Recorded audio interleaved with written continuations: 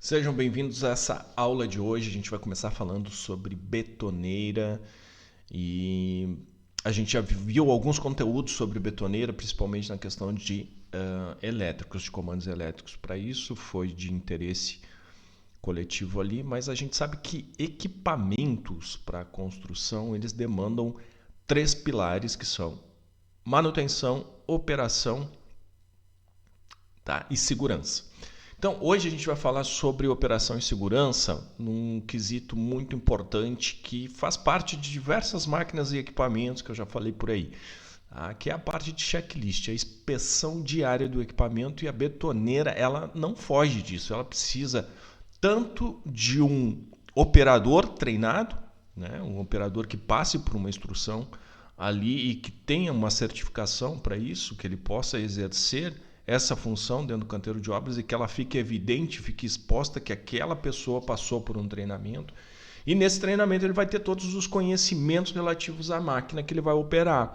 E a betoneira não foge disso, ela também é uma máquina, tá? E ela tem as suas características dentro do canteiro de obra, apesar de hoje ela não ser tão utilizada quanto antigamente, porque as construtoras já recebem aí as argamassas prontas, né, de empresas especializadas e na quantidade que eles querem, enfim, e aí só fazem o transporte para o local. Mesmo assim, vez ou outra tem uma betoneira na obra e o que eu tenho sentido que ela não segue as normas necessárias. Então a gente vai falar um pouquinho sobre este equipamento no sentido não da marca GSM, mas no sentido do equipamento betoneira. Aqui a gente tem um modelinho muito... Deixa eu chegar aqui nesse modelo. Aqui nós temos um modelo da GSM, tá? Com o comando aqui na lateral. Comandinho aqui na lateral. Com a caneta. Aqui. Tá? Tem algumas ressalvas contra esse comando aqui relativos a ele, mas eu não vou falar agora, a gente vai falar numa outra ocasião, tá? Ela tem proteções que nós vamos falar também numa outra ocasião e a gente hoje vai falar sobre a questão do checklist.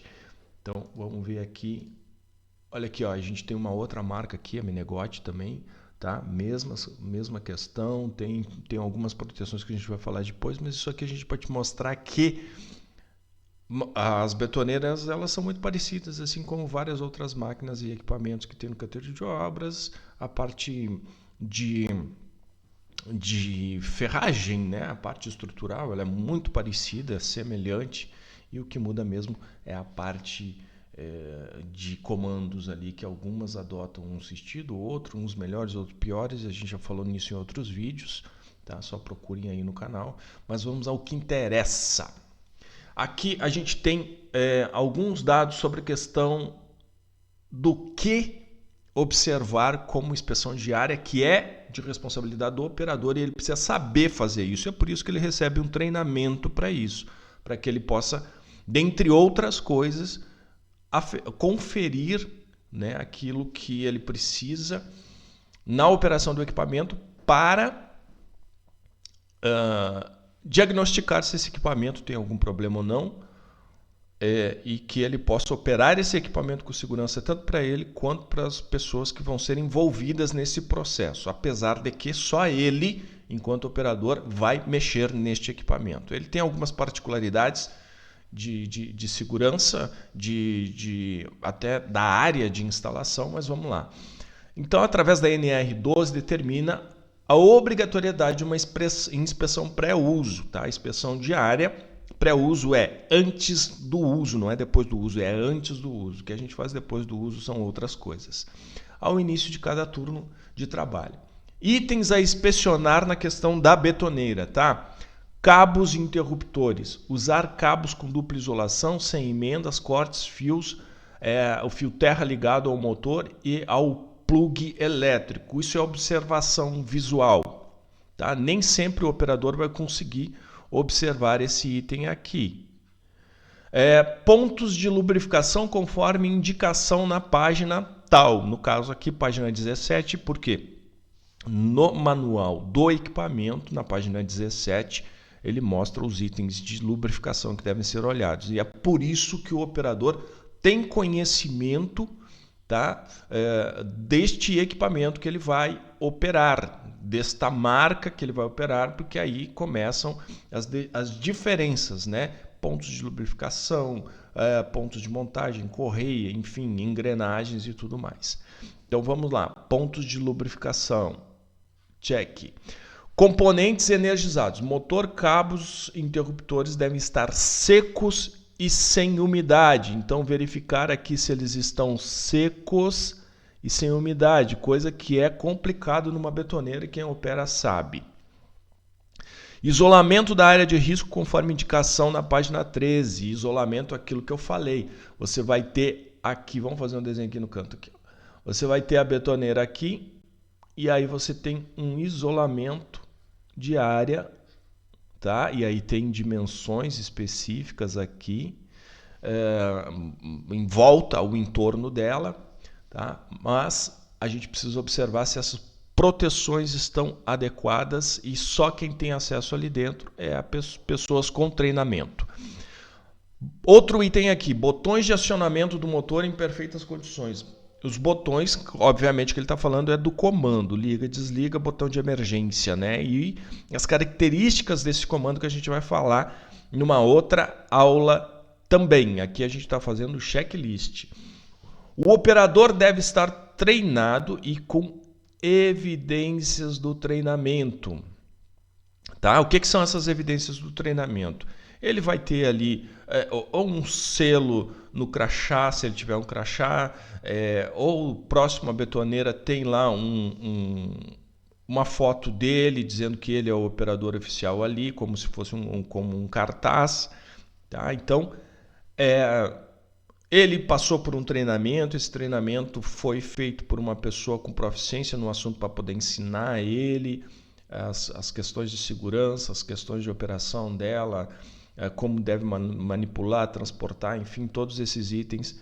Se esse cara passou por um treinamento e aprendeu sobre legislação, normas técnicas e tudo mais que são importantes para ele entender as responsabilidades que ele está adquirindo ao treinar ao operar esse equipamento, tá? Então aqui evidências do treinamento. O operador passou por um treinamento. Betoneira, ela está nivelada e bem apoiada ao chão. Isso também é uma questão estrutural, porque senão, se ela não tiver na sua movimentação, o que vai acontecer? Ela pode tombar, cair e acabar provocando aí um acidente e o próprio dano do equipamento. Então, nivelamento do equipamento também é um item a ser checado. Aqui embaixo a gente tem todos esses itens estariam aqui numa folha onde teria a data do dia, o nome do operador, se o item está aprovado ou reprovado, a assinatura do operador e algumas observações. Vejam que o que ele quer dizer com isso também, tá? A gente teve algumas questões relativas a algumas exigências de escolaridade. Elas não apareceram mais em algumas normas, mas entende-se que pelo menos ele saiba ler e escrever para que ele possa entender do que se tratam as coisas aqui que ele precisa observar. Via de regra, isso não tem acontecido, mas é importante aqui. Então, aqui nós temos um exemplo de um checklist, tá? E aonde a gente continua aqui, o próprio fabricante, isso aqui é oferecido pelo fabricante, né? O fabricante que sabe do que ele está falando. Tá? E em eventual reprovação do equipamento em uma inspeção, o responsável pela obra deverá providenciar o conserto do equipamento. Ou seja, quando eu tiver um item reprovado, tá, no meu checklist, a gente precisa providenciar a correção desse item para a operação do equipamento. Tá? Então, no caso aqui, ele diz para entrar em contato com os postos autorizados. E importante aqui, isso aqui é norma técnica, é legislação, não tem nada a ver com o fabricante, apesar de ser mais reforçado, porque ele citou aqui que o operador tem o direito de se recusar a trabalhar no equipamento, caso o mesmo não atenda aos requisitos mínimos de segurança especificados nesse manual. Tá? Então, o próprio fabricante, isso é importante você entender, que quando o fabricante determina algumas coisas ali no seu manual, isso tem força de lei, porque é o fabricante que está dizendo que é para fazer daquela forma. Então, quando ele coloca, quando ele explana esses itens ali, dizendo que o operador precisa estar treinado, a gente já sabe porque é normativo, que ele tem o direito de recusa, também é normativo, ele está também reforçando aqui. Tá? Mas nos trabalhos de operação é muito importante esse checklist ser feito antes. Ali a gente começa a detectar problemas no equipamento que precisam ser passados ao responsável pela obra para que ele acione então aí as questões de manutenção e deixe esse equipamento sempre em boas condições. Claro, aí tem a empresa que vai fazer manutenção, geralmente esse equipamento é um equipamento que vem locado, então quem se responsabiliza é por quem fez a locação desse equipamento, a empresa que emprestou, né, que locou esse equipamento, ela precisa entregar o equipamento adequado a todas as normas, isso é obrigação dela, isso é lei, tá? Ela precisa entregar o equipamento adequado. E os operadores, para que se tenha garantia também dessa operação e garantia a vida, é importante que eles tenham treinamento. Então, a partir de hoje, a gente vai começar a falar também sobre este equipamento muito comum, que é relativamente simples, mas se você pegar aí um manual de instruções e passar por um treinamento, você vai entender que tem muitas coisas importantes a serem para que a gente saiba antes de operar esse equipamento, tá? Então, te agradeço a todos pela aula de hoje e a gente se vê num próximo vídeo.